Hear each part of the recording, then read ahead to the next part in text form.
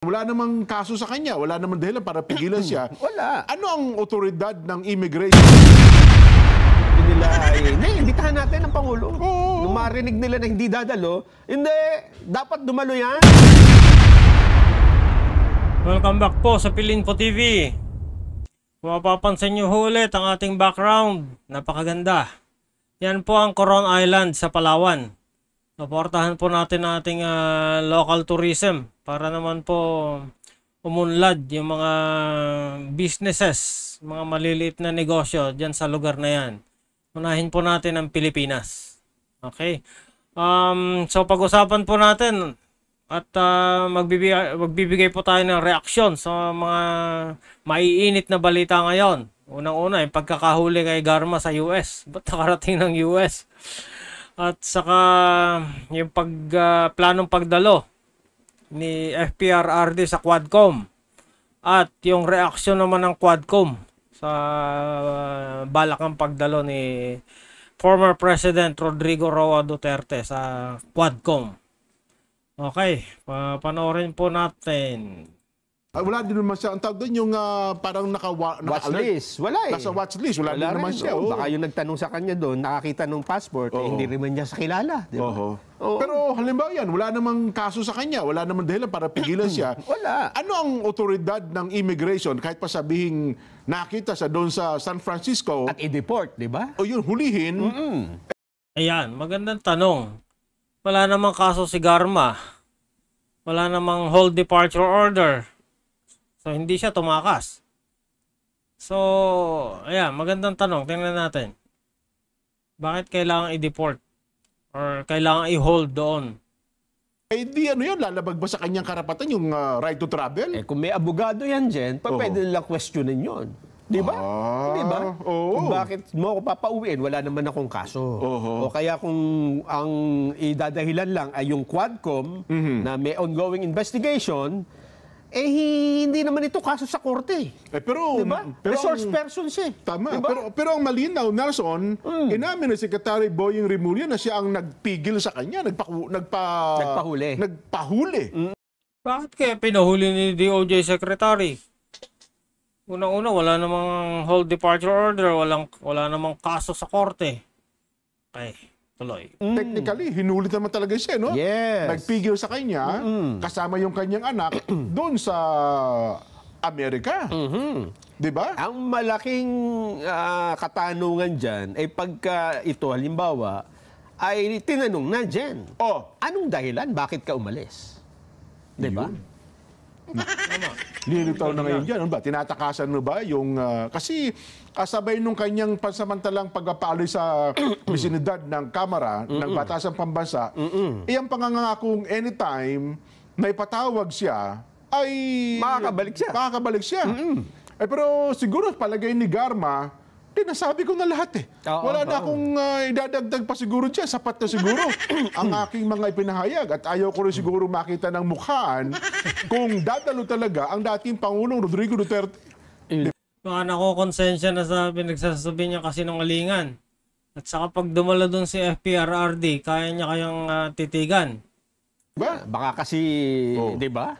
Baka magka-bouquet niyan eh, di ba? Lalo pa. Baka magsalubong yung mata nilang dalawa eh. Ano kaya pwede mangyari? At tinitiyak, di ba, nung nakaraan dyan, kahapon ba yun? Tinanong natin kung ang Pangulong Duterte ay may paunang pasabi na ayaw na niya dumalo, di ba? Yun na nga. Ang sabi nila ay, hindi, imbitahan natin ang Pangulo.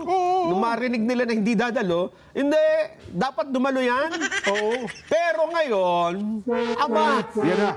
kinumpirma na po, kumpirmado ng dating Chief Presidential Legal Counsel at Presidential Spokesperson Attorney Salvador Panelo na ang Pangulong Duterte ay pupunta bukas. Ayan, Quadcom. Ayan ang pinakahihintay ninyo. Kaya nyo kayang i-handle ang bagyong Duterte? Tatlo na yung sunod-sunod na bagyo. Ayan, pang-apat. Kaya nyo bang i-handle yan? Dahil na po ang Pangulo, pupunta na siya bukas. Ito kanina pang umaga, kahapon pa. At ang katunayan nga ron, linggo pa pala, Oo. andito na pala ang Pangulo. Sabi, hindi ko lang alam kung Ganun talagang ba? nasa Metro Manila na ron, Oo. dati Pangulong Duterte. Ang sabi ho ni Panelo, wait, Quadcom, you don't need to subpoena or to invite. Kukomprontahin. Ha? Hindi na kailangan magpalabas ng tag doon, yung... Wala nang contempt? di ba yung sa abogado niya, padadalan daw ng ano eh. Yung testificandum. Kung ano mga tawag doon, no? Ang sabi po niya, oy, mga House Squad Committee, Quadcom, lalong-lalo na ka na. Pag ano, kukomprontahin ka ni Pangulong Duterte. Nako, lagot ka, boy contempt. Kukomprontahin ka pala ni FPRRD. Kaya mo ba siyang i-handle? Kaya mo bang makipag-debate sa abogado? Di pa lang sa abogado, Chief Legal Counsel ba yun ng BP? Hindi ka na umubra. Pinaalis mo na lang, hindi mo kaya i-handle. Si FPRRD pa kaya, dating prosecutor yan. Mag-isip-isip ka muna. Ba? Oo, kasi sabi nyo, maghihiring kayo ng Martes, ng Miyerkules, 10 a.m. bukas. 11 eh. Tama ba? 13 pala, 13. Oo. Pupunta na ang Pangulo, wag na, dapat nandiyan kayo lahat, ha?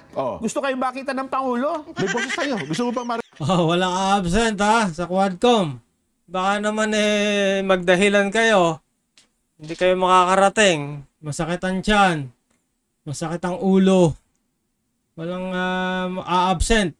Kailangan tamaan kayo ng bagyong Duterte. Hagupitin kayo dyan. Ganun ba? Ayun na. Parinig at sige, baka sabi nyo, you're putting words into words is another horse. Ay, sige, pakinggan natin ang pahayag ni Atty. Sal Panelo. Okay. Sige. Si attorney. The day after tomorrow, ang dating Presidente Rodrigo Roa Duterte ay dadalo dyan sa Quad Committee hearing. Kaugnay dyan sa mga extrajudicial killing na yan. Kaya yung mga may lakad sa inyo, cancelin nyo muna. Para mapanood nyo live. At sigurado maraming I can imagine kung anong mangyayari doon. Titingnan natin yung mga tapang nitong mga kongresistang ito. Makakaharap na nila, yung hinahamon nila. Hindi sila uurungan ito. Alam niyo, Attorney, sigurado mauubusan ang sasabihin yung mga taga-Quadcom. Sino lang bang may attorney ba doon kahit isa? Hindi ko alam yung si Kong Akop kung attorney nga talaga yon. The rest, hindi. So, malamang, ilalampaso lang sila. ba may kwento ko sa inyo, ha? Basta aaten siya at yung mga... Ayun. Ang malinaw na pahayag. Alam nyo, may kwento ako eh. Dadalo sa... Hindi na ito rin naikwento di ba? At ang problema, mayroon tayong latest bago man ang hali, Nelson. Nung marinig itong konfirmasyon kasi ito pa kahapon pa kinumpirma to di ba? Kahapon ba ba yan ba? Kasi naibalita natin kanina umaga A day after. Tama. Ibig sabihin, alam na nila na may pagdinig ng Miyerkules bukas. Okay. So, lang sinabi na okay, call, pupunta kami dyan. Anong bago? Ang bago, yan, nasa hawak mo. Eto. Nasa dyan. Inanunsyo ng Kamara na ang nakatakdang pagdinig ng Quad Committee sa Nobyembre 13 bukas ay inilipat sa Nobyembre 21. So isang linggo ang makalipas. Ano ba yan? Pinakahintay na namin na magkaharap-harap para magkaalaman na yung Quadcom na yan. Pag tinamaan ba ng bagyong Duterte, magdi-declare ba ng state of calamity dyan? Para mabuwag na yan. Ito ang dahilan. Bakit? Bakit inilipat? Natakot ba kayo? Dahil dadalo ang dating Pangulo? Ito ang kanilang justification. Nagdesisyong ilipat ito, makinig po kayo. Ito yung palusot ng Quadcom kung bakit hindi matutuloy ang pagdinig nila bukas. Yeah, tama, November 12 ngayon. So bukas sana ang pagdinig. Kaso, eto ang dahilan nila. Sayang. Ang petsa ng pagdinig upang bigyang daan ang mas maayos na paghahanda. Aba, Paghahanda. Ano yung maayos na paghahanda na yan? Masyado naman kayong takot na takot sa Baging Duterte. At maghahanda pa kayo, mga relief goods. Saka yung mga flood control niya, ayusin ninyo kasi may darating na bagyo.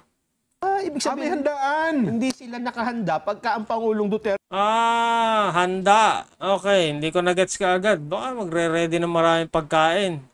Mapera yung si Romualdez eh. Baka maghahanda ng maraming inumin at pagkain dyan.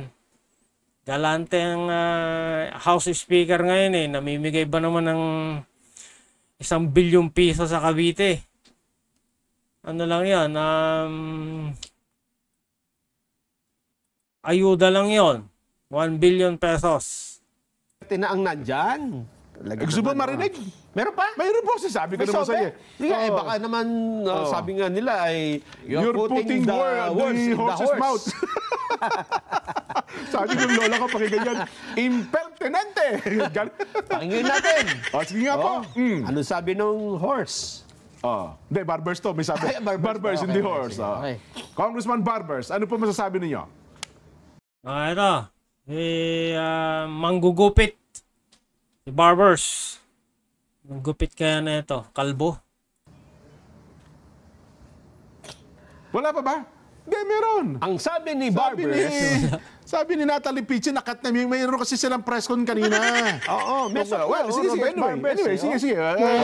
Ano na lang nilalaman yung liham? ang lipat ho ng petsa ay upang matiyak ng lahat ng mga kinakailang dokumento at ebidensya ay maipapasa at maihahanda ng maayos. Marami umanong nais maging witness sa pagdinig, kaya dapat munang masiguro kung sino sa kanila ang may kredibilidad na humarap sa pagdinig. Dami daw gusto maging witness. Oh my God. Mukhang makakakalap na kayo ng maraming ebidensya. Daming witness ba naman? Oo. Akala ko ba gitil kayo sa dating Pangulo. Oo nga, na di ba? para bagang lahat kayo ng witnesses, baliwala kayo. Alam ko na kung sino witness niyan. Si De Lima. Sino pa ba? Mga Makabayan Black.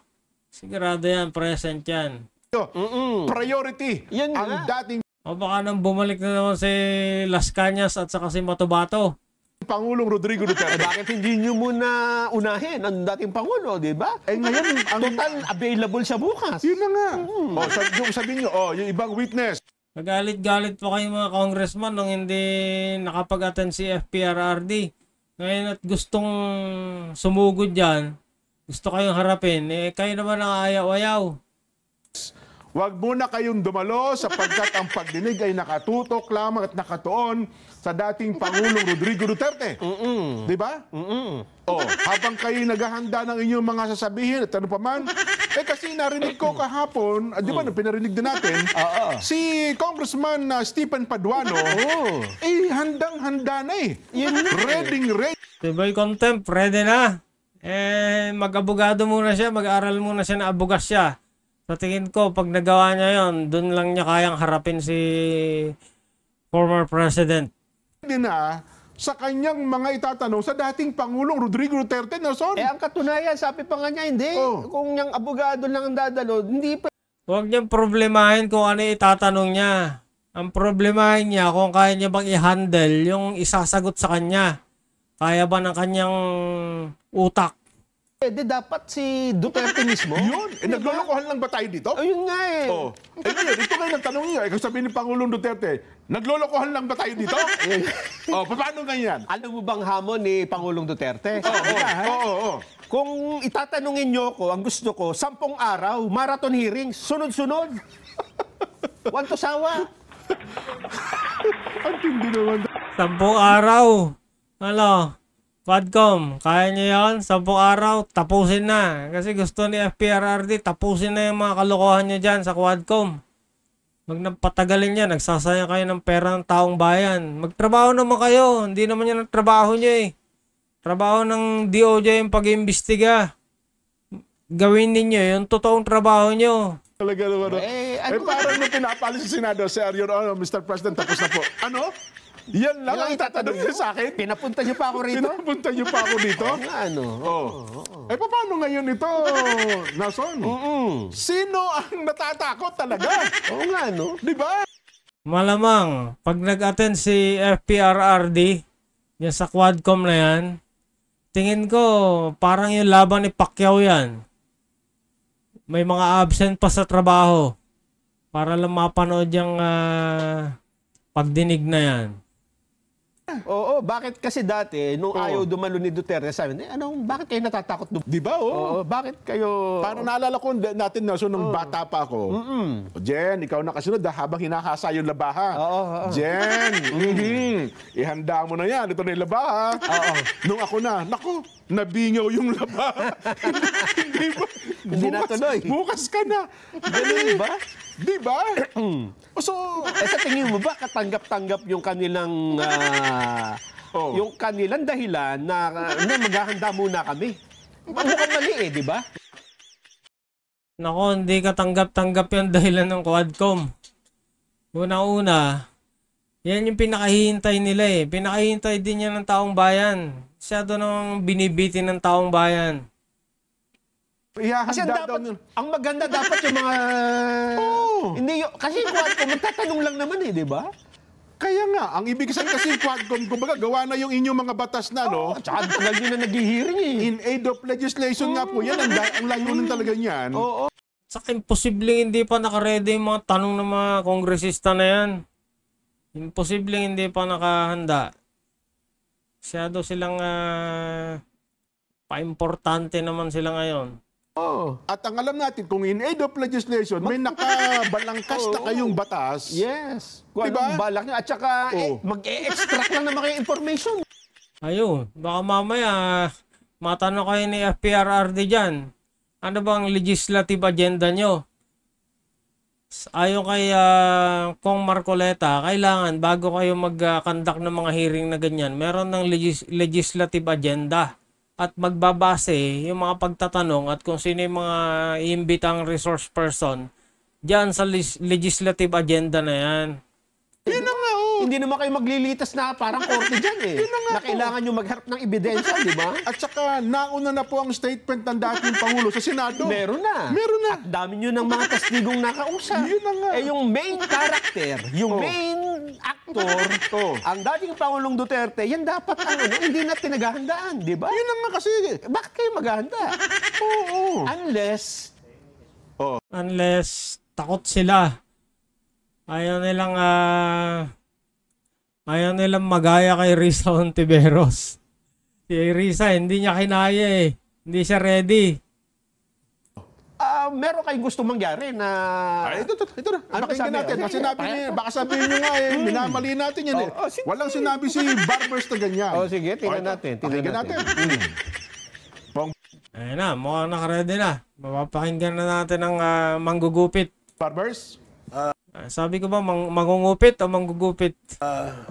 The Quadcom chairs are already contemplating since last week to move the scheduled Wednesday Quadcom hearing, no, for several reasons. First reason, yung aming mga if you recall, no, lagi namin sinasabi kapag may mga witnesses, we want them to execute affidavits. Number two, even if they have executed their affidavits, we will have to vet them, no. Meron pong legal team ina-assist ang Quadcom to interview yung aming mga because marami po ang gusto. Siguraduhin nyo, yung mga resource person na yan, kapag ini-interview nyo, may kasamang abogado. Bawal daw kapag walang kasamang abogado, ha? Magsalita. Marami po. Baka naman turuan na naman ninyo yung sasabihin. Kailangan sundin ang script. Ang gusto magbigay ng testimonya. Ang amin pong palagay, kailangan aralin namin, no? Kung sino ho yung aming iharap dun sa usapin ng EJK, dun sa usapin ng drugs, at syempre dun din sa usapin ng Pogo. Now, because... Itong si Kong Barbers, grabe dati ang papuri dati. Grabe ang papuri niya dati kay FPRRD. Ngayon, ano nangyari? Of the several witnesses who wanted to give their testimony before the Quadcom, we decided that we should maybe interview them all first. Tingnan namin, sino ba yung yung mas credible doon? And it will take a lot of time, no, para sa amin. So we decided that before we set this meeting, again, no, kailangan kumpirmado na kung sino yung ating ihaharap. Sino yung mga witnesses na pwedeng magbigay ng kanilang salaysay na ika nga ay may credibility. Kahapon ng Siguraduhin yung may credibility yung mga yan. Natingin ko, maghahanda kayo ng maraming witnesses eh. Gusto nyo talagang masukol si former president. So, yan ang abangan namin. Kung sino ang magmumukhang katawa-tawa. hapon, na-decide na ho namin na i-cancel yung aming meeting supposedly for tomorrow, ngayong Wednesday, November 13. To give us more time hanggang next Thursday to interview, to set up our agenda, at tapusin po lahat ng pwede naming ma-interview. Ang tagal nyo nang inaabangan si former president. Tapos ngayon at gusto niyang dumalo, yan naman ang gusto niyong sabihin. Dami pa palang preparation na kailangan niyong gawin. Dapat ginawa niyo na yan before. That is the reason why we had to cancel. Oh, aba, paniwala ba? Yung sinasasatingin mo? At saka ngayon ko lang nalaman, may ang buhay mo. Mukhang di ka paniwala eh. betting process pala sila. Na? No, yung mga harap na witnesses. Kung sino lang ihaharap. Oo nga. Hindi lang, Jen. Oh. Kasi una-una, main character nga eh, di ba? Ang sentro ng pagdinig na ito ay ang dating Pangulong Duterte. Yes! Ngayong available siya, kahit nga walang hearing, di ba? Pwede ka mag-schedule eh. Ito ako. Kasi ngayon, available ang Pangulo, di ba? Ngayon nandyan ay main character, yung pinakahihintay nila. Tapos sila naman ang aayaw-ayaw. Ang dating Pangulo eh. Kung kahit pa sabihin ng Pangulo, Si Boy Contempt, pagalit-galit pa. Takot daw ba si FPRRD na dumalo? Ngayon at dadalo, nga. Duterte, linggo, pwede ako. I-contempt kita dyan eh. Contempt ba ang sinabi ko? Content pala. I-content kita. Okay, sige. Special session tayo. Patawagin lahat ng mga Ganun dapat. miyembro ng Quadcom. Linggo daw, Pangulo, ang pwedeng Pangulong Duterte. At saka, bakit ito sinabi ng Pangulong dadalo siya? Ibig sabihin, hindi nyo pa sinabing cancel yung, di ba? Naunahan kayo. Naunahan kayong dadalo siya eh, di ba? Hindi nyo akalaing pupunta siya. Saka gusto yung padaluhin nung yung inyong pain ay kinagat yung bait ninyo. Bigla kayo nag-atrasan. Biglang, teka. Pero wala doon sa press con si si Kong Paduano. Wala doon Di ba nakita mo na sa panel? Mukhang wala nga. Baka nilagnat na si Boy Contempt. Wala sa press briefing eh. Nilagnat na siguro yun. Kaya nagpre-prepare pa siguro. Nagre-research pa ng mga itatanong. Kinukonsulta pa mga totoong abogado. Oo. Ngayon dyan, ito ang dalawang bagay, di ba? Oo. Ang dating Pangulo ay biglang nagdesisyon, di ba, nung last week, parang ayaw niyang dumalo eh. Oo nga, oo. Sabi na niya sa Senado lahat eh. Sabi niya eh, di Sino ba? nga, oo. Tapos, si Garma nakalabas ng bansa. Oo. Nung nasa labas na ng bansa, bigla siyang nagbago, dadalo na siya. Yun naman. Yan sila nahihirapan kay FPRRD. Kasi unpredictable. Hindi nila kayang basahin yung kanyang plano. Kaya nahihirapan ng mga kalaban sa politika. Lalo na itong Quadcom na to. Quadcom, teka, wag muna tayo mag-hearing. Paano kayang kinalaman ng paglabas ni Garma sa bansa doon sa mga desisyong ito? Meron kayang naging di ba? Mukhang may... Kasi si Garma aalis. Nagbalak na lumayo. Ano pang hawak nilang witness? Nag-iisa na nga lang si Garma. Gusto pang umalis. plano, mukhang, ay, sa pantaha ko lang ito. No? So, mukhang ako, may sarili ako sa pantaha. Lahat naman tayo ay may karapatan sa ating kani-kanyang sa pantaha. Ano? Bakit kaya lumakas ang loob ng dating Pangulong Duterte? Yun na nga. At bakit biglang humina ang loob ng Quadcom? Nako. Naku po. Ako naman, ako sa tingin ko, mukhang sinadya ng Pangulong Duterte. Hindi ako dadalo dyan. Ayoko yan.